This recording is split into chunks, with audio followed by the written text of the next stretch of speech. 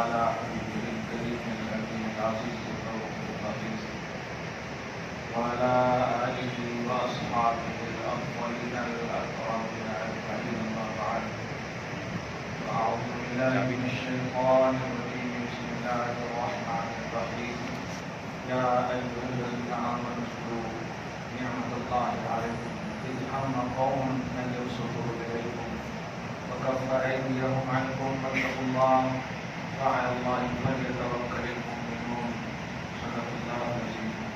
سورہ برکت کے لیے ضرور شریف پڑھی جاتا اللہ صلی اللہ علیہ وسلم سیدنا و شفیعنا و حبیبنا مولانا محمد وآلہ وصحبہ وسلم. سورہ مائدہ کی آیت نمبر 11 کا درس ہونے والا ہے. اللہ سبحانہ ارشاد فرماتا ہے اے ایمان والو تم پر اللہ کی جو نعمت اور احسان ہے وہ یاد کرو. اس قسم کی آیتیں قرآن پاک میں آپ جا بجا دیکھیں گے کہ مومنوں کو اللہ پاک نے اپنے احسانات یاد فرمائے ہیں اور یاد کا مطالبہ بھی کیا ہے کہ میں نے جو انعامات و احسانات کیے ہیں انہیں یاد کروں. چنانچہ سورہ ابراہیم میں ابتدائی آیتوں میں آپ دیکھیں گے وَذَكِّرْهُمْ بِأَيَّامِ اللَّهِ کہ اے حبیب لوگوں کو اللہ کے دن یاد دلاؤ. اللہ کے دن سے مراد یہی ہے یعنی جن دنوں میں اللہ پاک نے لوگوں پر انعام کیا احسان کیا. مثلا بنی اسرائیلیوں پر احسان نے کہ فرعون اور فرعونیوں سے نجات عطا کیا. امت محمدیہ پر سب سے بڑا احسان یہ ہے کہ اسے آخری امت اور خیر امت کا اعزاز. اب اس کے بعد کوئی امت نہیں. کیوں؟ اس لیے کہ کوئی نبی نہیں. بہت بڑا احسان ہے. اسی لیے اللہ پاک نے اس احسان کو انفرادی حیثیت دیتے ہوئے ارشاد فرمایا سورہ نساء کی آیت نمبر 164 میں لقد من اللہ علی المؤمنین اذ بعث فیہم رسولا. تحقیق کہ اللہ پاک نے مومنوں پر سب سے بڑا احسان یہ کیا کہ انہیں اپنا رسول عطا کیا. ان میں ایک رسول کو بھیجا. رسول تو سب میں آئے, نبی تو سب میں آئے, لیکن ایسا وصف والا ایسی شان والا نہیں آیا. اسی لیے ان مومنوں کو یا ان قوموں کو جن میں رسول بھیجے گئے یہ نہیں کہا کہ میں نے تم پر احسان کیا کہ نبی اور رسول عطا کیا, لیکن محمد عربی صلی اللہ علیہ وسلم کو جب بھیجا تو مومن جو بلیور تھے انہیں یاد دلایا یہ سب سے بڑا احسان ہے. اب میں نبوت اور رسالت کا سلسلہ بند کرتا ہوں, کلوز کرتا ہوں. تم سب سے افضل اور اعلیٰ نبی کے پیروکار ہو, اس لیے تم سب سے افضل اور اعلیٰ امت ہو. تم سب سے افضل اور اعلیٰ امت ہو. سبحان اللہ. اے ایمان والو یاد کرو اپنے اوپر اللہ کے احسانات کو, اللہ کے نام. اس آیت کریمہ میں ایک خاص پس منظر ہے جس کو شان نزول بھی کہتے ہیں. یہ ہے کہ موقع سے حضور پاک صلی اللہ علیہ وآلہ وسلم جنگ کر کے لوٹتے وقت اب کچھ آرام کی خاطر یا رات ہو گئی تھی غالباً, ایک درخت کے تحت درخت کے سائے تلے آرام کرنا چاہا. جو ہتھیار یا تلوار وغیرہ تھی سارے صحابہ کرام نے درخت پر لٹکا دیے, اس کو لٹکا دیے, رکھ دیے کھول کر کے. حضور پاک صلی اللہ علیہ وسلم بھی لٹکا دیے. اتنے میں ایک عربی بدوی شخص جو ہے گھاٹ میں جو لگائے رہتا تھا ہمیشہ, کب محمد اکیلے ملے یا ایمان والے اکیلے ملے کہ ہم انہیں زیر کریں, جیسے آج آپ دیکھ رہے ہیں. خیر یہ ہر دور میں ہوا ہے. چنانچہ جب سب آرام فرما رہے, حالانکہ نبی کو اللہ پاک نے یہ قوت علم عطا فرمائی ہے کہ ان کے ساتھ کوئی ناگہانی صورت ہونے والی ہو تو پہلے انہیں اطلاع کر دیں, پہلے انہیں بتا دیا جائے. یہ اللہ پاک, کیونکہ نبی جو ہوتا ہے وہ اللہ کا سلیکٹڈ بندہ ہوتا ہے, منتخب بندہ ہوتا ہے. ایسا ہو ہی نہیں سکتا کہ ان کے ساتھ ناگہانی صورت پیدا ہو جائے اور اللہ کو خبر نہ ہو یا اللہ اپنے محبوب بندے کو خبر نہ دے. اب ہجرت کا بھی عنوان یہی ہے. اللہ پاک کا جب تک حکم نہ ہوا ظلم سہتے رہے, تکلیفیں سہتے رہے, لیکن جب حکم ہوا تب ہجرت کی. اس کا مطلب یہ ہوا کہ نبی کی جو لائف گزرتی ہے وہ اللہ کی مشیت کے تحت گزرتی ہے، اللہ کی اذن کے تحت گزرتی ہے خصوصاً۔ تو حضور پاک صلی اللہ علیہ وسلم کو بھی باوجود ہے کہ اس بات کا علم تھا کامل، لیکن منشأ الہی کچھ اور تھا۔ آپ بھی آرام فرما ہو گئے۔ ایک بدری شخص جو ہے موقع پاتے ہی وہ نبی صلی اللہ علیہ وسلم چونکہ ایک الگ آرام فرما رہے تھے اور صحابہ الگ آرام، تو نبی صلی اللہ علیہ وسلم کی تلوار کو ہاتھ میں لے کر کے اتنے زور سے مطلب تلوار لیا کہ آواز کی بنیاد پر نبی جگ گئے، نبی جگ گئے۔ اور جب جگ گئے تو مسکراتے ہوئے چہرے سے جو ادھر دیکھ رہے ہیں، وہ شخص عربی کا جملہ ہے، صحاح اور مسانید کی کتابوں میں آپ دیکھیں گے، میں یمنعک منی یا محمد، اے محمد اب تمہیں مجھ سے کون بچائے گا۔ انہی کی تلوار لے کر کے شیر بن رہا ہے، کمال ہے۔ ان کی تشریحات میں پڑھیں گے تو لطف آئے گا آپ کو۔ اے محمد تمہیں مجھ سے کون بچائے گا۔ اسے خود معلوم ہے کہ اگر تم طاقتور ہو تو محمد کی تلوار کیوں یوز کر رہے ہو۔ آرام سے اٹھاؤ اور پھر کہو چیلنج، پھر کہو مقابلہ۔ خیر، اتنے میں حضور پاک صلی اللہ علیہ وسلم نے اتنے زور سے کہا اللہ، ظاہر ہے امتی کا اللہ کہنا آپ سمجھ سکتے ہیں، ہم لوگ روز اللہم صلی اللہ روز درود پڑھتے، دعا کرتے، سب کرتے ہیں، لیکن ہو رہی ہے، قبول تو ہو رہی ہے لیکن اظہار نہیں ہو رہا۔ آپ سمجھ رہے ہیں، اللہ نبی بھی کہہ رہے ہیں، جیسے انہوں نے کہا اللہ، اتنا مطلب اثر ہوا کہ ہیبت میں آ کر کے ہاتھ سے تلوار گر گئی، تلوار گر گئی۔ حضور پاک صلی اللہ علیہ وسلم نے اب تلوار اٹھا لیا ہے، آپ کی تلوار ہے، اس میں کوئی شک شبہ نہیں۔ اٹھانے کے بعد اب کہا اب بتاؤ تمہیں مجھ سے کون بچائے گا۔ میں نے تو بتا دیا کہ مجھے کون بچائے گا، لیکن تمہیں مجھ سے کون بچائے گا۔ اب وہ تو بلیور تھا ہی نہیں، کس کو بولتا، اسے خود معلوم ہے کہ ہم جس کو پوچھتے ہیں وہ نہ نفع کے نہ نقصان کے مالک ہیں، اسے خود معلوم ہے۔ تو اب بادل ناخواستہ کہیں یا جو کچھ کہیں، اس نے کہا اب تو آپ کے سوا کوئی نہیں بجا سکتا، اب تو کوئی نہیں بجا سکتا۔ لیکن یہ بولتے بولتے ان کے دل میں اللہ پاک نے توفیق دے ڈالی اور اسی وقت کہا اشہد ان لا الہ الا اللہ واشہد ان محمد عبدہ ورسولہ۔ میں گواہی دیتا ہوں اس بات کی کہ اللہ کے سوا کوئی معبود نہیں، اور میں گواہی دیتا ہوں اس بات کی کہ تم محمد بے شک اللہ کے بندے اور اس کے رسول۔ اب یہاں پر لکھنے والوں نے بہت کچھ لکھا، لیکن میں بس ایک جملہ کہتا ہوں، جب بندہ اللہ پر کامل بھروسہ کرتا ہے، اس حدیث سے جو مستفاد فائدہ جو مل رہا ہے، کامل بھروسہ کرتا ہے تو بظاہر ان پر ظلم کے پہاڑ کیوں نہ ڈھائے جائیں، لیکن انجام جو ہوتا ہے وہ بھلائی سوچنے والے اور ایمان والوں ہی کے ساتھ ہوتا ہے، ہمیشہ اس بات کا دھیان۔ اسی لیے ہم مطلب حیدرآباد میں جملہ ہمیشہ بولتے ہیں کہ اللہ بولیے تو کیا ہے کہ بات، یہ فکر مت رکھیے، یہ جو کیا ہے کہ بات مطلب شبہوں و شبہات والا پہلو نہیں، ایمان میں یقین ہونا چاہیے، ایمان میں کمانڈ ہونا چاہیے۔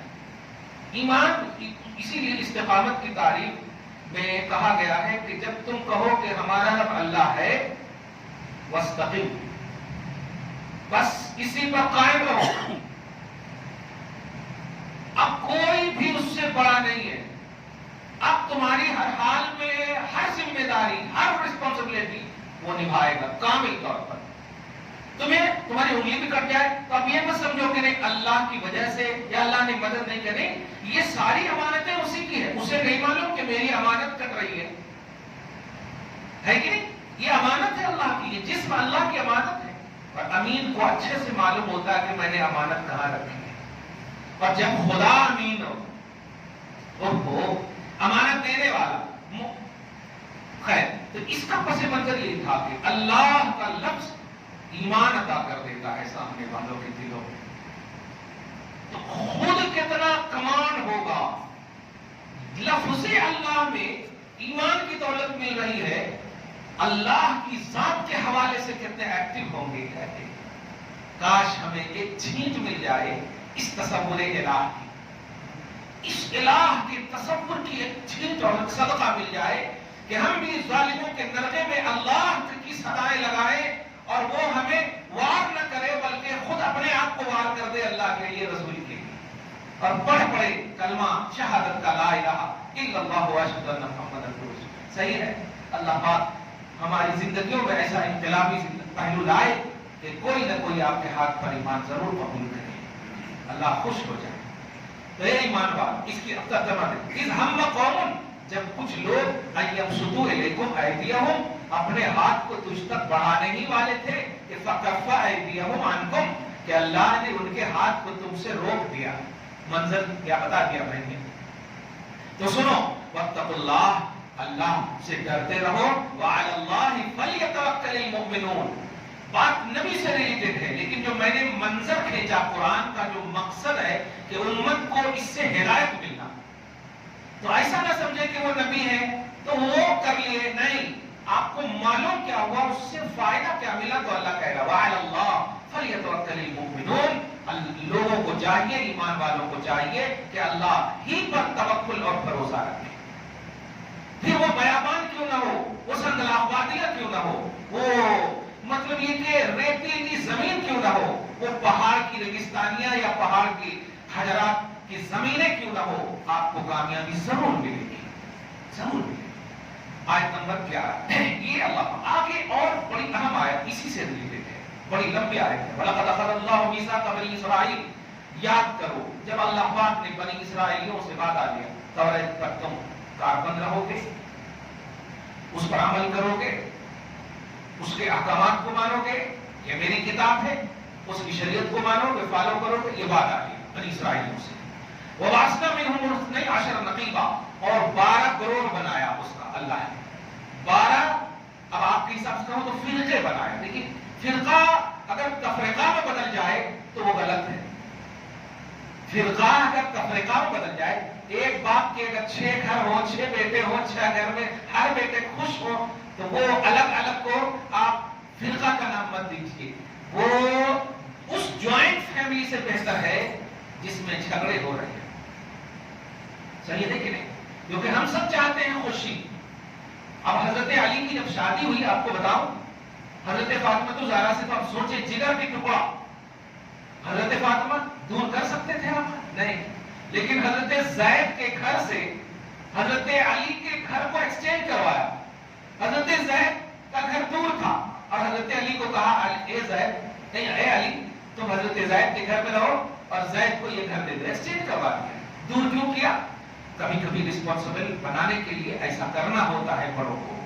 آپ زندگی بھر تک چاہیں گے کہ ہمارے ماتحت رہے، تو پھر وہ کب بنیں گے دوسروں کو ماتحت بنانے کا قوالے، اہل کب بنیں گے؟ کلکم راعٍ وکلکم مسئول، تم میں کا ہر شخص ذمہ دار ہو، تم میں کا ہر شخص نگراں ہو اپنے ماتحتوں کے لیے۔ یہ اللہ پاک کے رسول کا مقصد ہے، شریعت اسلامیہ کا مقصد ہے۔ تو 12 گروہ بنایا اللہ پاک نے بنی اسرائیلیوں میں، اور ہر گروہ پر ایک نقیب رکھا، فرماتا ہے منہم اثنی عشرہ، انہیں 12 گروہ بنایا اور ان میں سے 12 نقیبہ، ایک ایک نقیب کو، نقیب سمجھ رہے ہیں سردار، لیڈر اس کو، اب نقیب ملت بھی اسی لیے بولتے ہیں بیرسٹر کو، قوم کا لیڈر ہے، سمجھ رہے؟ تو ایک لیڈر بنایا ان کا، اور اس کے بعد کہا دیکھیے کمال ہے، اس سے آپ کو ایک تصور بھی ملے گا کہ اللہ پر بھروسے کی جو شکیں ہیں، جو صورتیں ہیں، جو آپشنز ہیں، ان کو بھی فالو کرنا، یہ توحید کو فالو کرنا ہے۔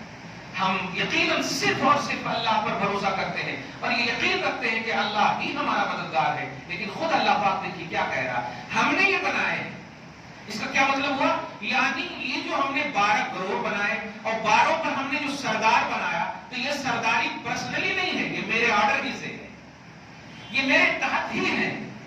اب اگر تم ان سے مدد لو گے تو اس کا یہ مطلب ہرگز نہیں کہ تم غیر اللہ سے مدد لے رہے ہو، نہیں، اللہ ہی سے مدد لے رہے ہو، کیونکہ میں نے انہیں معمول کیا ہے۔ یہ ہوتا ہے تصور، یہ ہوتا ہے عقیدہ، سمجھ رہے؟ آگے چنانچہ فرماتا وقال اللہ انی معکم، اور اللہ نے کہا میں تم سب کے ساتھ ہوں۔ جب ساتھ ہے ہی اللہ تو یہ الگ الگ بنانے کی ضرورت کیا ہے؟ نقیب کے بھی تو ساتھ ہے اور گروہ کے بھی تو ساتھ ہے، تو ڈائریکٹ کر دینا، لیکن نہیں، آپ توحید کی ایکٹیویٹیز سمجھ گئے ہوں گے کہ اللہ خود چاہتا ہے کہ اپنے محبوبوں کی شان جب لوگوں کے دلوں میں بیٹھے گی تو اللہ کی شان اس سے کہیں زیادہ بیٹھے گی. یہ اسی لیے نبی کی تعظیم کرنے کیوں کہتا ہے اللہ تعالیٰ؟ مقصد یہ ہے کہ جب نبی کی عظمتوں کو دیکھ کر جب تعظیم کرو گے تو جس نے اسے نبی بنایا ہوگا اس کی تعظیم کتنا دل میں بیٹھے گی. یہ مقصد ہوتا ہے. یہ مقصد ہوتا ہے توحید کی اجاگری، توحید کی شان اجاگر ہو. یہ مقصد ہوتا ہے محبوبوں کی تعظیم کرنا. انہیں لاچار مجبور سمجھیں گے تو آپ اللہ کا کانسیپٹ سمجھ ہی نہیں پائیں گے، کیونکہ ان کے پاس آئیڈیالوجی ملتی ہے، تعظیم کا کانسیپٹ ملتا ہے. خیر، اللہ پاک آگے فرماتا ہے کہ میں تم سب کے ساتھ ہوں، لیکن ایک شرط ہے. کیا؟ لَئِنْ أَقَمْتُمُ الصَّلَاةَ وَآتَيْتُمُ الزَّكَاةَ وَآمَنْتُمْ بِرُسُلِي. کیا بات ہے! تم نماز کو قائم رکھنا، پڑھنا نہیں کہا اللہ پاک، نماز کو قائم رکھنا. میں ان تمام لوگوں کو بہت شد و مت کے ساتھ ڈانٹتا ہوں اور بولتا ہوں جو لوگ کہتے ہیں میں نے پڑھ لیا. نہیں، پڑھنا تو تمہاری ذمہ داری ہے. تو جو ذمہ دار ہوتا ہے وہ نہیں بولتا میں نے ادا کر لی. جیسے اب کھانا دوپہر کا ذمہ دار، تو آپ بولتے ہیں کھا لیا. دسترخوان پہ آپ بولتے ہیں اللہ تیرا شکر ہے تو نے کھلایا، لیکن آپ بولتے نہیں. انسان کی جو ذمہ داری، جو اس کی نیچرلی ذمہ داری ہوتی ہے، اس ذمہ داری کا اعلان نہیں ہو کرتا. ما خلقت الجن والانس الا لیعبدون. عبادت خدا آپ کی نیچرلی ذمہ داری ہے. نیچرلی ذمہ داری ہے. اللہ کی عبادت کرنا ہے. اسی بیس اور اسی بنیاد پر اللہ پاک نے آپ کو پیدا کیا. یہ نماز ایک شکل ہے اس کی، بس عبادت، ورنہ عبادت تو آپ کو کرنا ہی ہے. تو جو بھی آپ عبادت کریں یہ سمجھیں کہ آپ اپنے مقصد تخلیق کو ظاہر کر رہے ہیں، کہ آپ جس مقصد کے لیے پیدا کیا اللہ نے وہی آپ کر رہے ہیں. اگر یہ نہ کریں تب آپ سمجھیے کہ اپنی خلقت میں آپ نامکمل نظر آ رہے ہیں، اپنی تخلیق میں نامکمل نظر آ رہے ہیں، اس کا حق ادا نہیں کر رہے. چنانچہ سنتا اللہ پاک کہتا ہے میں تم سب کے ساتھ ہوں. ایک شرط ہے کہ تم اپنی نمازوں کو قائم رکھنا. پڑھنا تو یہ حکم ہے، لیکن قائم رکھنا یہ ذمہ داری ہے. سمجھ رہے ہیں؟ قائم رکھنا یہ ذمہ داری ہے. وَآتَيْتُمُ الزَّكَاةَ، اور اگر مالک نصاب ہو تو زکات بھی دیتے رہنا. یہ تمہاری ذمہ داری ہے. اور وَآمَنْتُمْ بِرُسُلِي، اور میرے رسولوں پر بلیو کرنا، ان پر ٹرسٹ کرنا، ان کو ماننا. وَعَزَّرْتُمُوهُمْ، اور ان کی تعظیم کرنا. پوائنٹ نوٹ کر رہے ہیں؟ اللہ تمہارے ساتھ ہے، اس سے کوئی انکار نہیں، لیکن کنڈیشنز دیکھیں اللہ پاک نے کیا رکھا. نماز قائم رکھنا صرف نہیں کہا، آگے زکات بھی ادا کرنا، آگے ہے رسول کو بھی بلیو کرنا، پھر ہے رسول کی تعظیم بھی کرنا. اس بنیاد پر کہہ رہا ہے اللہ میں تمہارے ساتھ ہوں. اب اگر کوئی صرف یہ کہے کہ اللہ ہمارے ساتھ ہے اور یہ چاروں آپشنز کو چھوڑ دے، بھول جائے، تو کیا اللہ کی معیت، اللہ کی نصرت اور مدد ہوگی اس پر؟ ہرگز نہیں. اس کا مطلب کیا ہوا کہ کنڈیشنز کو فالو کرنا ہوتا، جس کو حدود اللہ بھی بولتے ہیں، جس کو حدود اللہ بھی بولتے ہیں، اللہ کی مدد، اللہ کی کنڈیشنز. تو اللہ نے اپنی مدد، اپنی نصرت، اپنی معیت آپ کے اوپر جو رکھا ہے کہ میں مدد کروں گا، مگر شرط ہے 4 چیزیں فالو کرنا، بلکہ 5 چیزیں. نماز بھی قائم رکھنا ہے، زکات بھی ادا کرنا ہے، مالک نصاب ہے تو نبی کو بیعت بھی کرنا ہے، رسولوں کی تعظیم بھی کرنا ہے، اور وَأَقْرَضْتُمُ اللَّهَ قَرْضًا حَسَنًا، اور اللہ کو قرض حسن بھی دینا ہے. زکات کی ادائیگی کے بعد قرض حسن کا ذکر کس لیے بتاؤ؟ اس لیے کہ زکات وہ آپشن ہے جو مالک نصاب سے تعلق رکھتا ہے. لیکن مومن تو سب ہے نا، مومن صرف مالک نصاب نہیں ہے. مدد تو غیر مالک نصاب کو بھی چاہیے نا. جو مالک نصاب نہیں ہے ان کو بھی تو اللہ کی مدد چاہیے.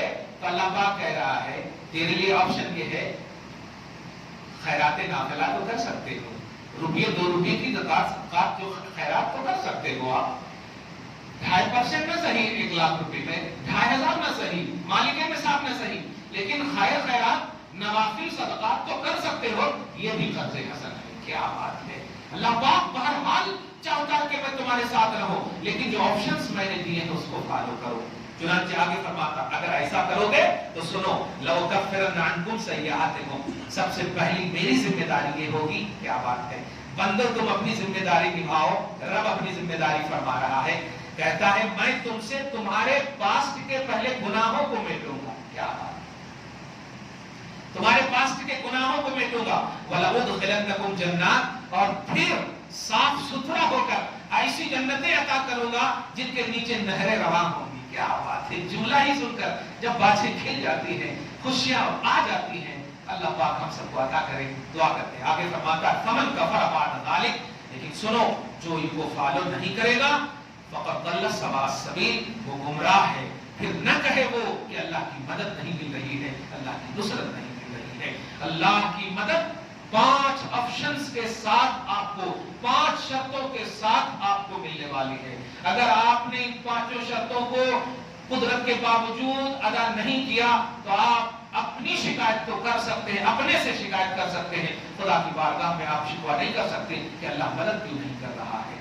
आपको करना होगा नमाज को कायम, आपको करना होगा ज़कात की अदायगी, आपको करनी होगी रसूल को क्लीन, आपको करना होगा रसूल की ताज़ीम, आपको करना होगा खैरात नाफिला। इन 5 के बाद ही अल्लाह की मदद बोले, क्योंकि आपको जो बोलना था अल्लाह ने बोल दिया, वो आप कर भी गए, तो अब तो बदला की बारी है, और बदला देने वाला अल्लाह ताला है। दुआ है अल्लाह ताला आपको हम सबको शाद रखे, आबाद रखे, शरीयत मुतहरा पर कारबंद रखे, आमिल बनाए, मुस्तकीम बनाए, हम सबको, हम सब के औलाद को खुश रखे, हम सब की असलों को बख्श दे।